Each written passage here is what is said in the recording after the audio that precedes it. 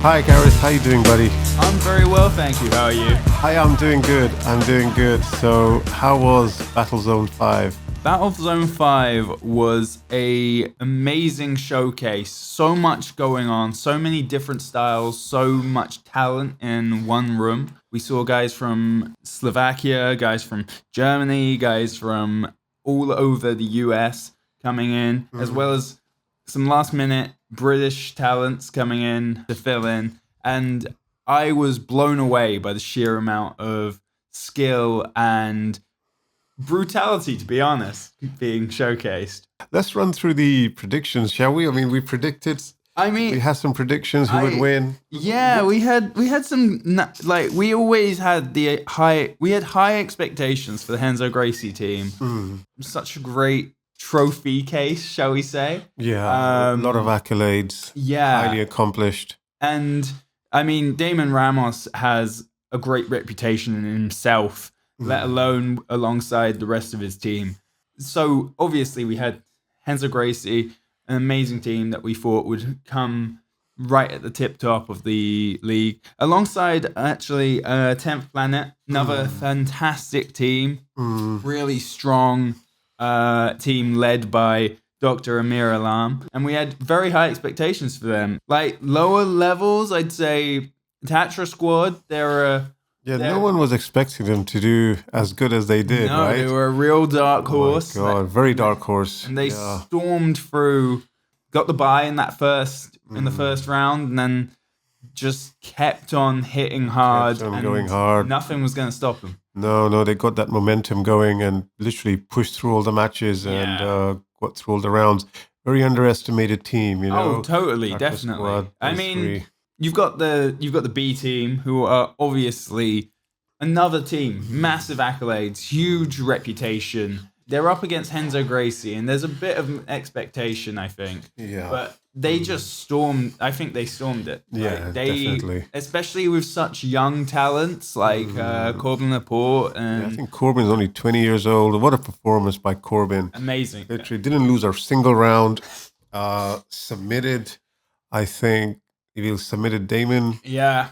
Very surprising and surprised a lot of people with that submission. They fought off against so many of the veterans and managed to just storm them. I mean, there's no other word for it. They were amazing. And I think they went 3-0 against Renzo Gracie squad or Renzo Gracie team, so didn't lose a single round. You know, shows how far B team has come. Like, you know, really made a statement. I mean, amazing tutelage coming down to those young talents, and when those guys start getting mature, more experience, settle into their game a lot more, they're gonna be even more powerful and definitely a force to be reckoned with. Yeah.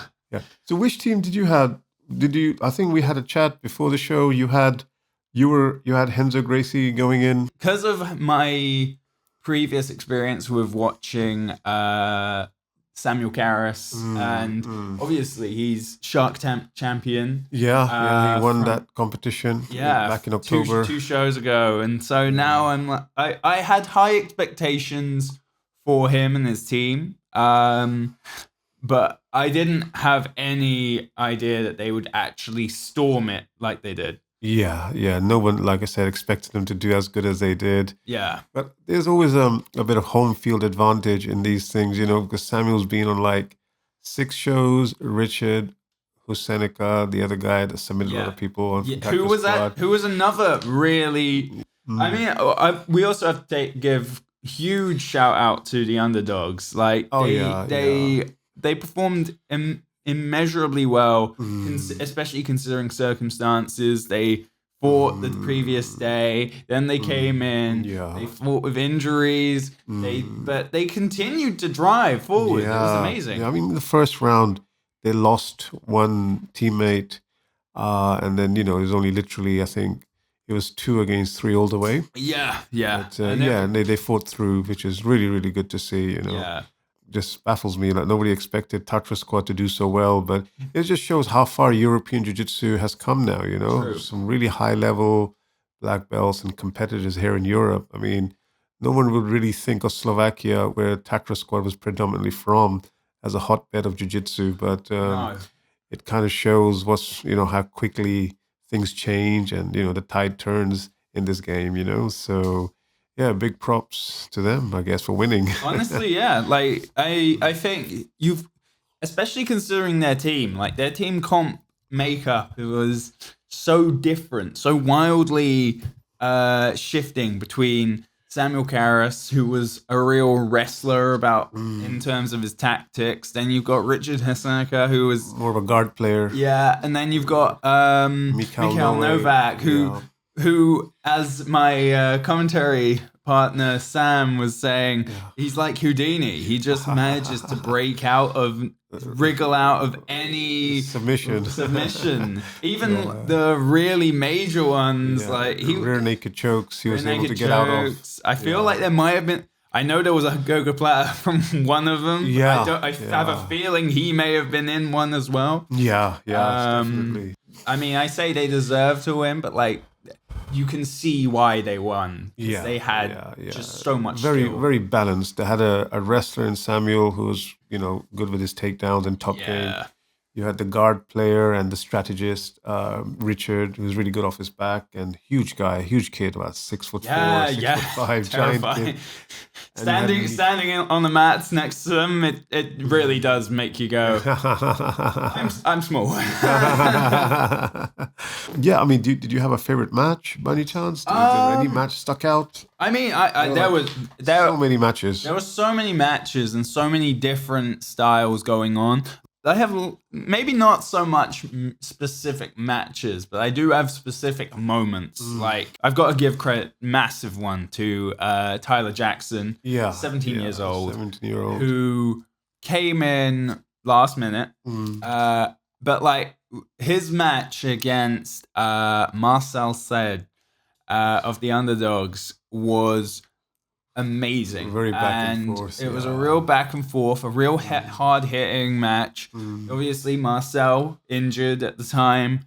You've got Tyler Jackson, very young, and you don't know which way you're going in terms of like who's actually the underdog in this scenario, like the more experienced veteran who's injured, or the young talent who's fresh but smaller. Much but smaller. I mean, someone should have told Tyler that, because he went for the suplex on Marcel. Yeah, it was amazing. Right at the last moment, he was trying to sneak a victory in. Yeah, oh, definitely. My one has to be one of the favorites was the Linus One Shrank and the Joshua Ramos wrestling match. Yeah, they literally. Oh my word! Oh my god! What an amazing, fun match to watch. I mean, it was neither wanted to give an inch. So much, and even on that same note, Joshua Ramos against Samuel Karras. The one match where I actually witnessed a man fly from the sheer force of being thrown. Yeah. And I only remember that because it's burnt into my mind because he was flying in the direction of our commentary booth.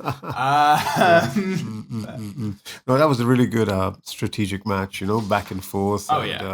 Neither wanted to pull what they called the guard, the conventional jiu-jitsu guard. They both wanted to wrestle almost like toe-to-toe. It's a shame because a lot of Joshua Ramos's attacks were near the edges of the mats. Yeah. So all the restarts were happening in the center. He couldn't really finish perhaps his takedown. No. It's one of those things. But like this is one of those things which won't be happening in the next show. Because we have a nice pit. Something to keep me safe. I know that much. So it'll be very entertaining next show. But look after our camera crew. Very important. Yeah. I don't want my camera crew getting hurt. Camera crew, lighting equipment, all of it. Yeah. No, that was a really fun match. Linus versus Joshua Ramos. And I think Linus was smart enough to capitalize on a mistake. Joshua get that 1 point, but that was literally toe-to-toe action. One of my fun matches. So many good matches. To go like almost over 30 matches. One of my one match that I feel should be given some like Adrian Zeitner in his match against Tatra Squad, and I say his match because he went out there 3 times in a row. Yeah, he stepped up for his team, and was willing to take the blow. Like, no. He fought all the way to the end. You can see the frustration and all the post-fight interviews you did. You can see he's not having the best time, and but all props to Adrian and his team for like pushing right to the end. Yeah. Not forfeiting or pulling out and competing right to the end. I mean, these things happen at the high-level competition with such high-level guys. But yeah, I think they have nothing to be ashamed of. Oh, no, absolutely. They were 2 against 3 all the way. And that's the thing, like, Finn Meskin, even though, yes, first round, he's injured, doesn't stop him from being part of the team. Like, every single match, I see him on the sidelines. He's giving out orders. He's giving out instructions, helping advise from a different angle. Because when you're in the middle of those mats, you got the adrenaline. But now you know there's someone right behind you shouting, his leg is free or whatever. I mean, I don't know what he was shouting. It was in angry German. They were still a team, even though one was injured. Yeah, exactly. They're still functioning like a team, like a unit, which is always fun to watch. That's the good thing about these battle zone shows, team shows. It's very much a team atmosphere, team energy, very supportive. Teamwork. Teamwork. It's lovely. Yeah. Like no team. No, I don't think there was no teams that was like, oh, they did something bad. Like, I loved watching all 5 of them compete, all 15 competitors. All teams did really well. Great teamwork, team effort. Yeah, a lot of fun matches could be made coming off that show, Oh, yeah. I mean, like, you've got Dr. Amir trash talking with Damon Ramos. And yeah, he really called him out. He really wanted to get under his skin a little bit, obviously. Yeah. But all props to Amir. I mean, he came by himself. He was more than happy to fight all the matches by himself. We had to rush and find 2 other teammates literally on a day's notice, which we were able to do with Tyler and his teammate, which was really good, Patrico, we didn't want a situation where Amir literally is going match fighting back to back. Well, I mean, we saw almost that with Adrian Zeitner, and so it's like, this is not as fun to watch. Yeah, I mean, it worked because obviously he's got the support of Marcel, and it worked out okay. But you want to see them having the full team. That you don't want handicap matches. No. I think Amir was happy with that as well. Stole the show more or less in that press conference. But he just stood up, grabbed the mic. First, he trashed a little bit the Polish team for pulling out, calling them soft. I really liked the way he was explaining like where jiu-jitsu is, the crossroads. He's been in this game for such a long time. The original Eddie Bravo black belt. Yeah. One of the original Eddie Bravo black belts, so he knows what he's talking about. He has his club. I think over 15 years he's been competing and training, so he's seen the game evolve. And how he was explaining, like, jiu-jitsu can go down the golf route or the lacrosse route. I believe it was the Renzo Gracie versus 10th Planet right in that 5th round. Yeah. And they're just playing a game of, right, who are you going to send in next? Oh, well, if you're sending in that guy, do we send in veteran? Do we send in the young talent? Or do we send in the newbie? Exactly. This is the fun part about team events and shows like Battle Zone where there's a bit of strategy involved, like to see who the other team is sending. Then you can decide whether they're a guard player or a top player or a wrestler, and then you can counter them with if they're heavy or they're light. So I mean, this all comes into play, with these kind of events. When they did do it, I remember that was exactly how it went. Like, you had Tyler Jackson being sent out alongside Joshua Ramos, and so you had this David and Goliath situation, which was pretty brutal, but because I don't think it lasted more than about 2 minutes. No. But he gave up a good fight. Like, no discredit to him. Those kids were very, very game and very scrambly, and they put on a good show. They put on a really, really good show. Amazing show. I mean, I feel like each team definitely had their own most valued player. The guy who fought harder or gave more for the team or put in the extra, or even just like blew away all expectations that you put for them. No, definitely. Like, I mean, for example, like underdogs, I'm definitely giving it to Adrian Zeitner. Definitely. Like, don't get me wrong, I loved seeing Marcel perform and fight. Like, he's a fantastic technician. Unfortunately, I didn't get much opportunity to see Finn Meskin, which I'd love to, and hopefully he recovers soon and he can come back. But Adrian Zeitner putting in the extra, really fighting hard for the entire team, doing the most matches of anybody in the entire tournament. Absolutely, yeah. This was a situation where if you're like sort of the team captain, you're stuck in a situation. Do I just sit back and not do anything, or do I lead from the front? Yeah, I think Adrian decided to do that. So all props to him. He fought probably the most, had the most matches, had the most rounds. Yeah, but no, I think we were all surprised when Renzo Gracie team got submitted, I think, or started losing the rounds. Started losing. Like it was, and I think it was the B team that were really pushing that. Corbin Laporte has been on Alpha Grappling before. It was actually Battle Zone 4, and he's literally improved so much. Oh, really? Battle Zone 4? Okay. Yeah, massive improvements. I mean, obviously, we've seen Linus von Schrank before, and he did a great match. Got through the tournament and the last one. He made it to the finals against Roosevelt. Against Roosevelt Souza, another high-level veteran with years and years of experience. Tons more Linus than... is only like 19 or 20, so all props to him. He's got a very, very bright future, but he did so well. The whole B team, Corbin, Linus, and Doug Schmidt. Doug Schmidt. Really, really amazing performance. I mean, I was expecting them to maybe third place, but they did second. I mean, again. See, they're a team that's tricky. I can't place down who I would specifically go, oh yeah, this person was the most valued member of this team. But I think I have to give it to Corbin purely because of the win to loss ratio. Yeah, absolutely. And that's about it. Yeah, but I don't think Corbin lost a single round. He literally he won all 5 rounds he participated in. So he did really well. Corbin did excellent. I think he submitted, 3 or 4 of his opponents. But big improvement for a guy his age, and I mean, before you told me his actual age, I assumed he was much older because just the sheer size of the man. Huge kid. Big kid. Plus he holds himself really well. He can do the splits both ways, so very flexible. His whole guard game is based around his flexibility quite a bit, the inversions and the leg locks. He pulls off so well because of his dexterity.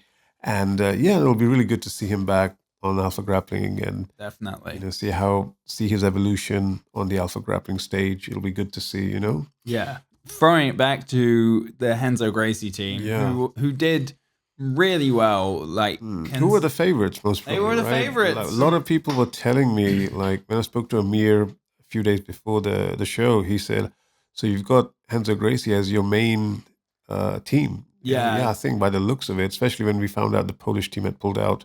They're like the big draw almost. Big draw almost. And we were like, few people said that. But so when they lost that match to B team, it was like, oh gosh, that was very much an upset. Yeah. Very much an upset. Yeah. I feel like Daniel Karras he really fought hard. Yeah. Much less the lightest of his team. He was the lightest of the whole tournament. Oh, really? He was the lightest guy in there, literally, compared to all the other teams. No, not quite, because Tyler Jackson, I think, might beat him. I think Tyler was a little bit heavier. Oh, really? My word. Yeah. That's interesting to know. Daniel was the lightest, but he put up, he fought quite a few matches, Okay, yeah. I mean, he really went. Fight. Yeah, that's a great fight.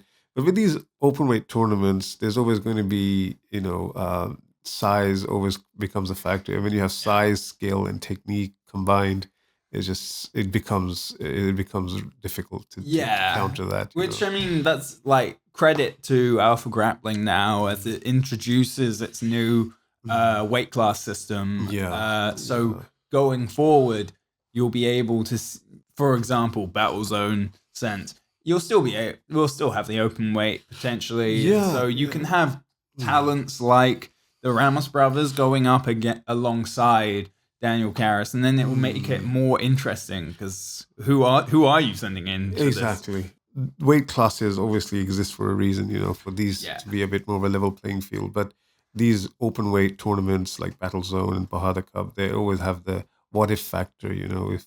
If a lighter guy can beat the bigger guy, I mean, that's always fun to watch and always good to see. So no, but with that said, I would say that like my MVP from the Renzo Gracie team would actually go to Joshua Ramos because really well seeing his and like just seeing his techniques and his strategies, his feints, and really good wrestling feints. Alongside, you match good psychology with amazing aggression and power and force, and it makes it so much more interesting. It makes it so much more deadly as a tactic, as definitely. We saw so many times. Of course. Joshua was amazing to watch.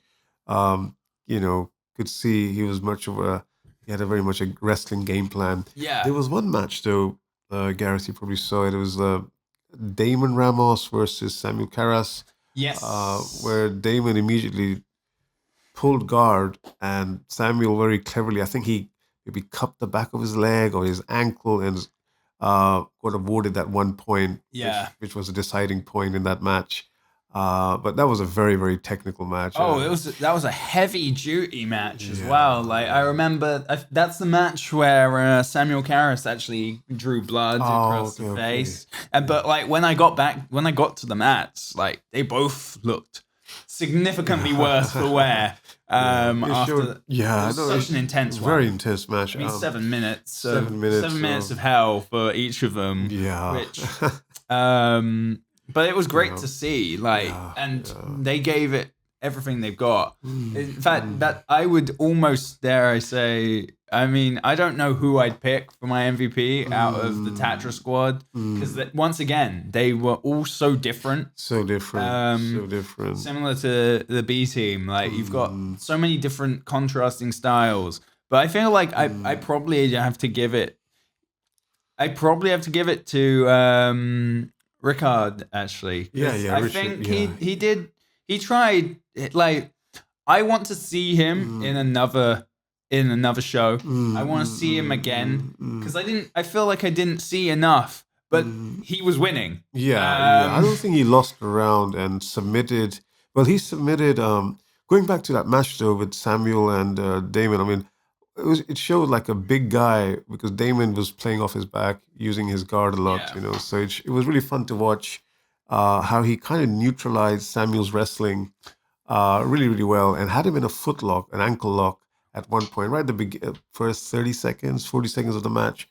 But Samuel did a really good job of countering and escaping. But and Damon was attacking consistently. So it was really a fun match to watch, technically, showing how a big guy uses small man jiu-jitsu to counter the wrestling, recover guard, set some traps. Well, I mean, which Damon was doing really well. It's interesting because we've seen Samuel Karras before. He fights bigger. He's fought bigger guys before, or guys that are bigger than him. Is more what I mean. And it doesn't stop him. So this was interesting to see how. But I guess it's like that experience factor and that the veteran aspects that come with someone like Damon Ramos. Like how he can. I spoke to his coach afterwards, straight after my man. He was like, he lost by a point. Like, I could see the disappointment, and frustration. Like that 1 point is what costed him. Yeah. If that point wasn't there, perhaps it went to the judge's decision. Yeah. And then you've got that. It becomes more of a debate. Debate who was more aggressive, who was attacking most. Most probably would have gone to Damon because of that ankle lock in the first 30 seconds, which was quite tight and quite deep. But it going the full distance, and obviously Samuel doing so well with that 1 point and scoring that 1 point. So but all props to him. That's just, and once again, same, a very young talent, actually. Like, I think it was you that told me how old he actually is. And I thought, wow, this kid is, and I say kid because I'm older than him. But like, in terms of size, like I feel small. 24 years old. Yeah, but I feel small. When I stand next to him, I feel small. What was I going to say? But yeah, all props to Tatra Squad for amazing performance, amazing matches.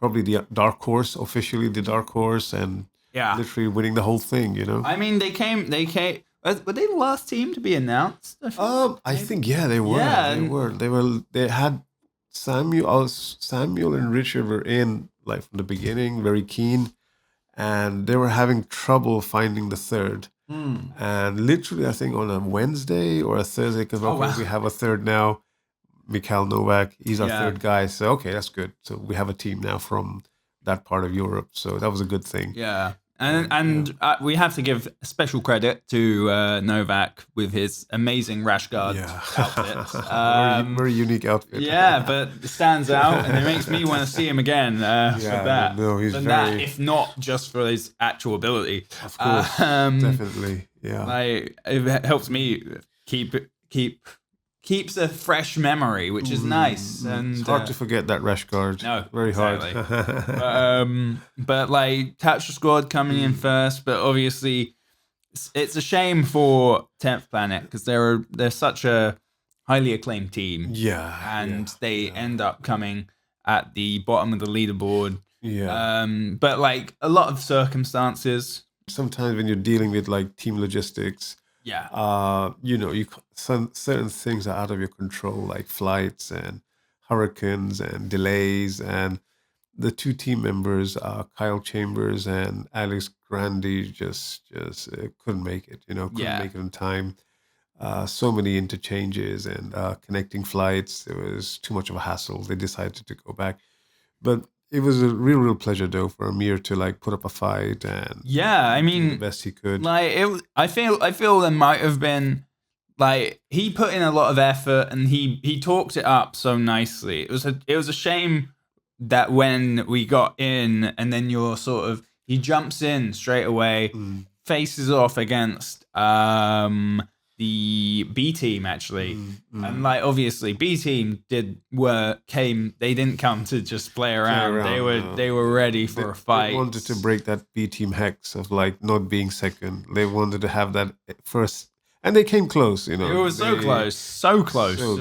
Only mere. I think it was like 1 or 2 points. 1 or 2 points. 1 or 2 points. But then I think that started them off poorly for the 10th Planet, and then they go up against Tatra Squad, who once again another very differently skilled team. You've got different tactics between each member, which is very tricky to try and navigate and try and manage when you've got two new people.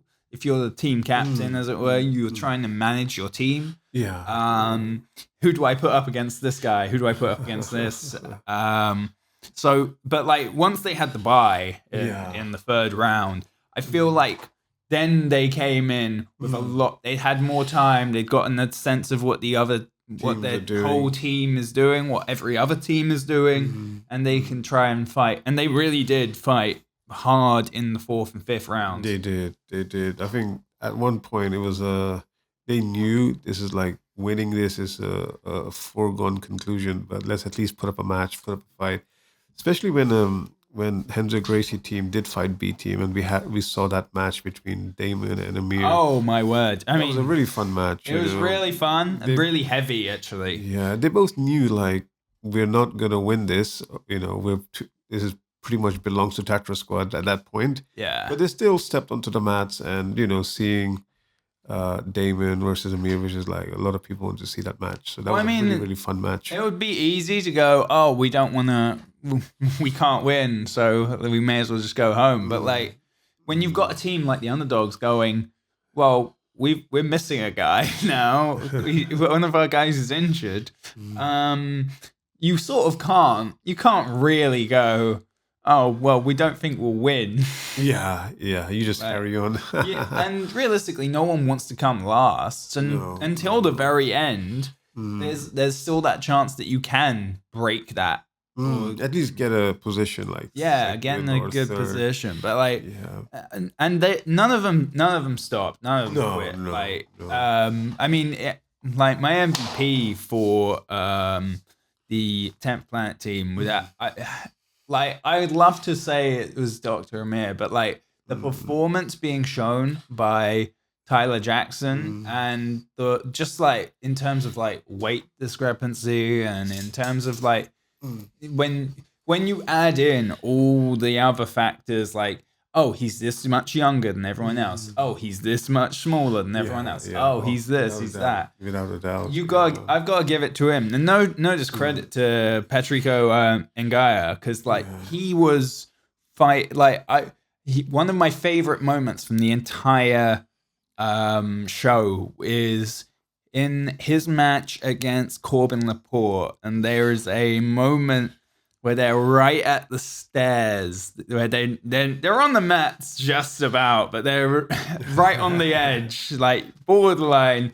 You need a reshuffle, and it's Corbin goes for his arm, tries to lock it in and an arm bar, or he manages to just get out of dodge so smoothly and so quickly. But it was such a nice maneuver from both of them. Yeah, it was a really fun scramble. I think I know the one you're talking about, by these stairs. Nearly taking out the camera team again. Oh my gosh, those poor camera guys. There was so many injuries. So many. Like I remember, I think the very first injury was actually in our very first match, Underdogs versus Renzo Gracie, and I believe it's Adrian Zeitner facing, I want to say it was Damon Ramos. And I could see like blood on his nose and everything, like the amount of injuries that. Yeah, I mean, open weight events, chances of injuries are always there.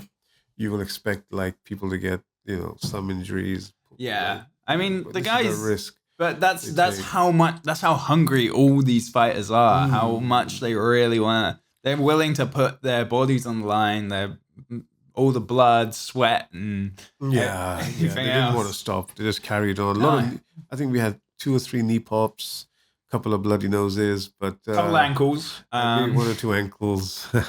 But it was still, they all pushed through. I mean, I come here for the blood and violence as dictated by my shirt. It's an option. But I feel like that's the dedication on these guys is so good, and it's what we want to see more of. Like there have been times where like you see guys that come in here and they're like, they don't want it. They're just like, well, I'm pretty good at this. So and the Underdogs were like, they're MMA fighters. They're not like, you got the Renzo Gracie team who are like creme de la creme grapplers, Tartar squad grapplers. Like they're more like traditional. They're more in the grappling space. All the Underdog guys, they're all MMA fighters, so they don't really compete in pure jiu-jitsu as much. So for them to step in against such high-level grapplers and put on the fight that they did and the performance that they did, it's very commendable. That's just more credit to them, honestly. Absolutely. Like that's almost, it's stepping in a, like, you are the underdog. And literally, that's why they chose that name. I think. They had a feeling that we will have to fight tooth and nail for this. So let's just go with a name that makes the most sense. The Underdogs. And it was great to see. Like, I can't wait. I really look forward to seeing them in the next shows, hopefully. I mean, it'll be good to set up, like, have them in a super fight format, perhaps. Oh, yeah, definitely. I mean, they're mostly, blue belts, and I think Adrian's maybe a brown belt. So, maybe like more evenly matched super fights, one-on-one, where... Well, even more so, it's the idea of, like, because of it being a super fight, they like we've seen the level of their cardio work and their endurance, and so as a result, I like a super fight's going to be easy. Yeah, much easier to manage as well. Yeah, true. Martina Zola versus, I forgot her name. Ellen Overbatch. Ellen Overbatch, yeah. I mean, I think that was a great match. It was quite interesting because you had Ellen, who had been training with the underdogs, and then you had Martina, who had been training with the B team. Yeah. So it was like a little bit of a team rivalry. Yeah, an extra team match. Amongst the women, yeah. Yeah, see? Sending out a woman to represent them. Yeah, but that was a really fun match. I mean, I enjoyed it.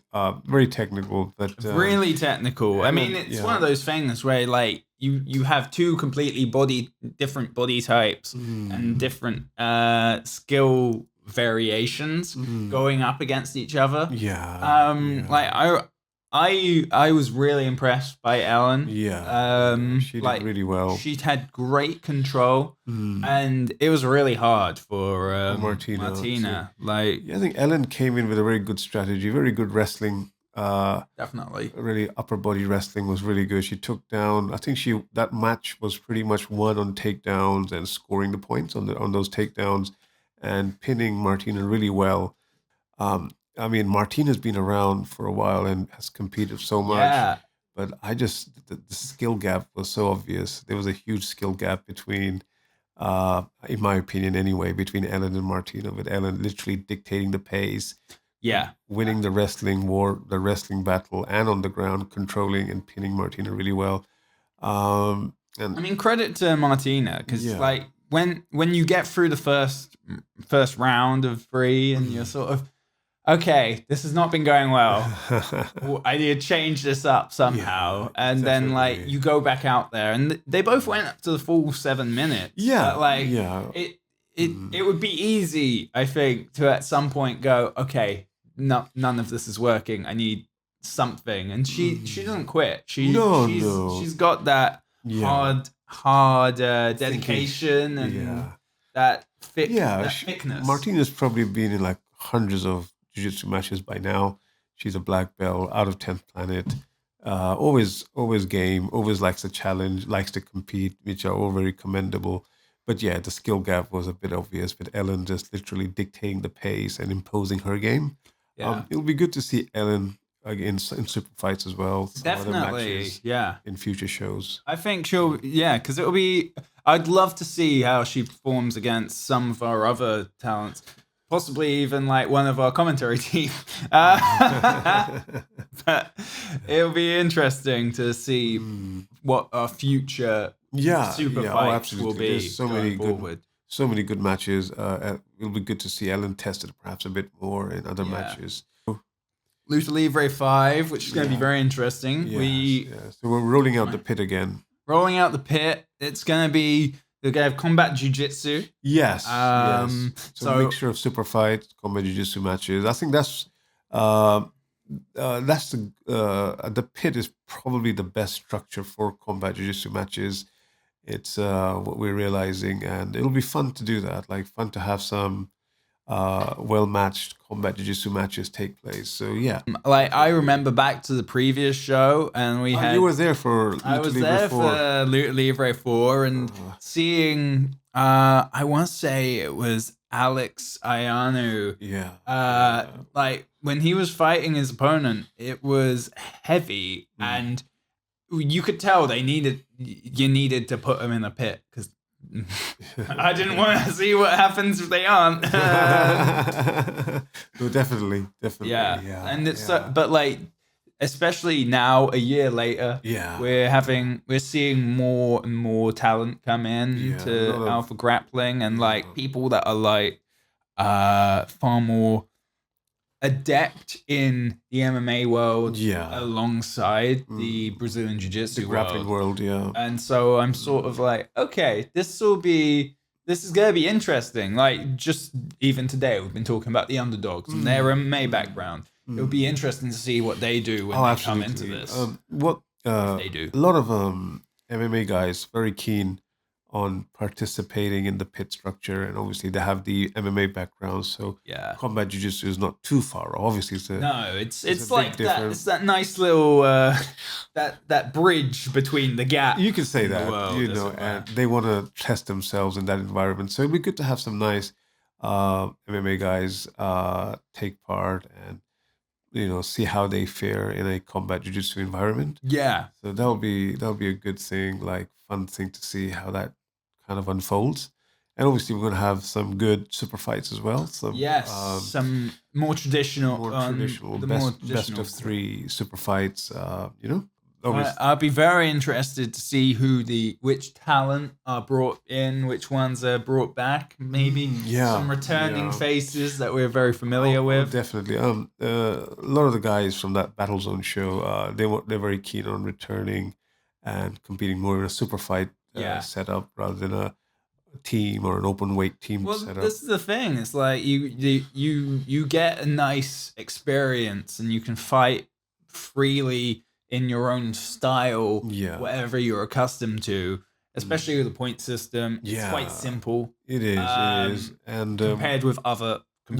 So it works for every I want to say school, in that, like, you've got wrestling school, and then you've got grapplers, and then you've got top players, bottom players. It doesn't matter. Yes. Because it's the same. It's a simple point system. So it's just about how much you can put in, how much you can, what your aggression is, and that sort of thing. Absolutely. It'd be good to see, especially now we've introduced this weight class. Yeah. The weight classes have been there like from the beginning, with the ranking system. Yeah. The ranks where each round you win counts towards your Alpha Grappling rank. Yeah. So you can in your weight class, you can climb up the ranks on more rounds you win. So I think this is important. Like, you have people traveling halfway across the world, competing, and then there's not much left after that. So it'd be good to have some sort of a record somewhere where, okay, this person won this many rounds, so how are they doing in the ranking? Or this person did this many rounds. So that's the idea, and hopefully we're going to keep that going with future. We're going to update the Fahada Cup show records, the Battle Zone records, and all future shows will be updating on the rankings. So obviously, if these guys want to compete on other shows on the platform, that's perfectly fine. But when they're on the Alpha Grappling platform, their wins and losses won't be wasted. They will be recorded and will reflect on the rankings. So this is another good way of keeping track, perhaps, on how many matches they've won, how many rounds they won on the Alpha Grappling platform. Well, this is the thing as well. It's like it will also amp up the fighters from their perspective. They now their combat and their matches are worth more, arguably. Yeah, like you have to be doing the very best, otherwise. It's going to show on your permanent record. Exactly. A lot of guys are giving us good feedback. They want to know, okay, so what is my rank? What's your update? So who is Corbin Laporte's asking. And most of these guys, Ramos a lot of these guys are keen to know where they rank. So they're very competitive. And you want to know, okay, so I've been on this many shows and I fought like this. Who's number one? That's the question that they're all going to want to know. Who's going to fight for that title, whether it's a heavyweight title, light heavyweight title, middleweight. So it'll be good to eventually crown a champion in all 5 weight classes that we have, lightweight all the way to heavyweight.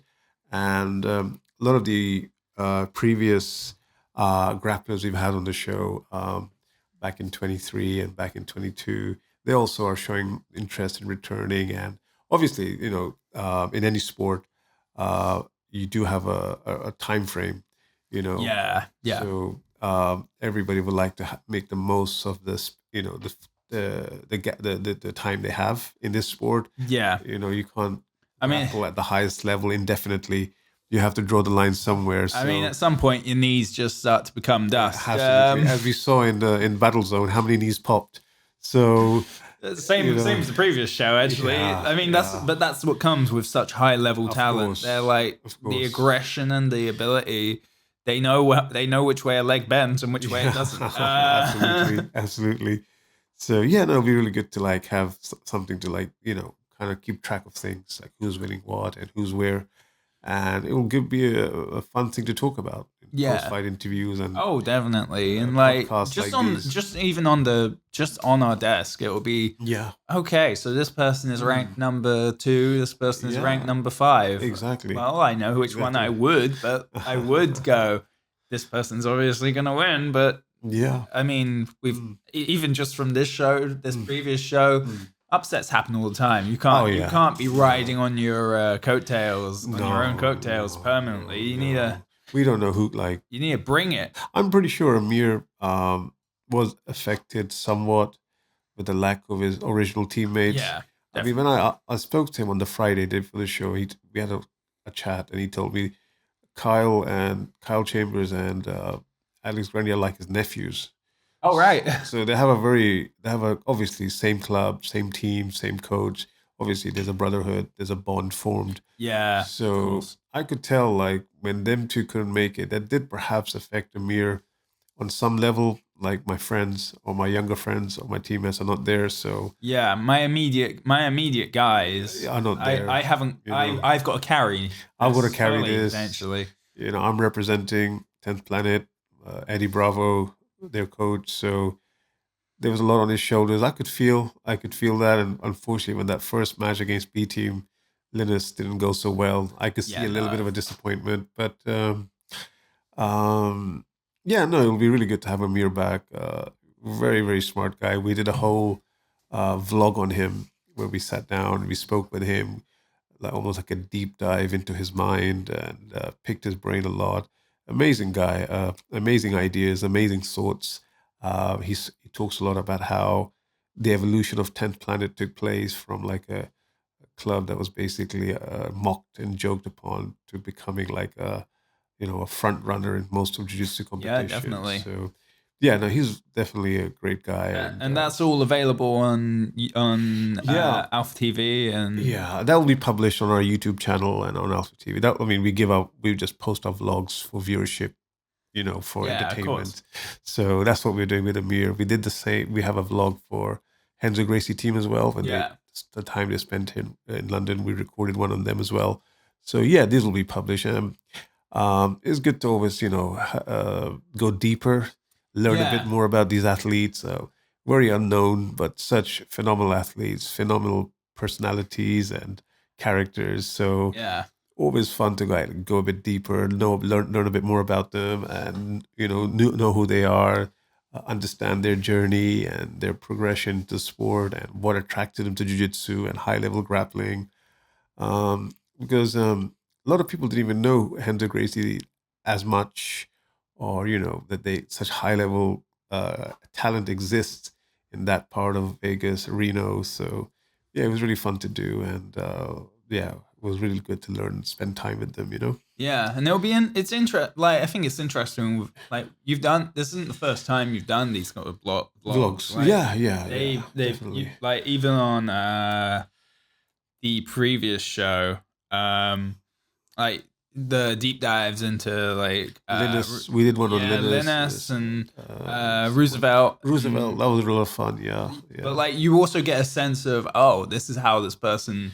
This is how their mentality is. Yeah. No wonder he is so good in the on the mat. What makes them tick? What's their source? What's their source of inspiration? Yeah.